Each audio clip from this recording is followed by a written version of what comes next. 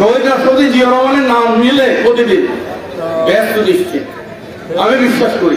বিএনপির প্রতিষ্ঠাতা জিয়াউর রহমানের নাম প্রতিদিন নিলে বেহেশত নিশ্চিত বলে মন্তব্য করেছেন দলটির কুমিল্লা দক্ষিণ জেলার যুগ্ম আহ্বায়ক ও চৌদ্দগ্রাম উপজেলা শাখার সভাপতি কামরুল হুদা।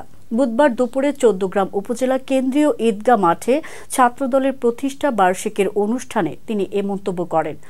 এরই মধ্যে ফেসবুক সহ সামাজিক যোগাযোগ মাধ্যমে তার এ বক্তব্য ভাইরাল হয়েছে। এ নিয়ে সমালোচনার ঝড়ও উঠেছে। ভাইরাল হওয়া বক্তব্যে কামরুল হুদাকে বলতে শোনা যায়, শহীদ রাষ্ট্রপতি জিয়াউর রহমানের নাম প্রতিদিন নিলে বেহেশত নিশ্চিত, আমি বিশ্বাস করি, কারণ উনি দেশের জনগণের সঙ্গে হঠকারিতা করেননি।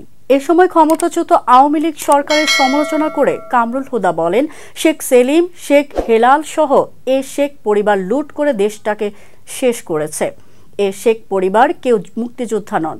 যুদ্ধ না করে আওয়ামী লীগ মুক্তিযুদ্ধের চেতনার দল হয় কি করে? 96 সালের নির্বাচনের পর আবেদন করে আওয়ামী লীগের অনেকেই মুক্তিযোদ্ধা হয়েছেন। শেখ হাসিনা 350 মন্ত্রী এমপি নিয়ে পালিয়েছেন। অনুষ্ঠানে এমন বক্তব্য দেওয়ার বিষয়টি স্বীকার করেন বিএনপি কামরুল হুদা। তিনি বলেন, জিয়াউর রহমান মক্কায় হাজিদের সুবিধার্থে বেশ কিছু নিম গাছ লাগিয়েছিলেন, ওই কারণে ওনার নাম নিলে বেহেশতে যাওয়া যাবে। এটা কি ভুল বলেছে?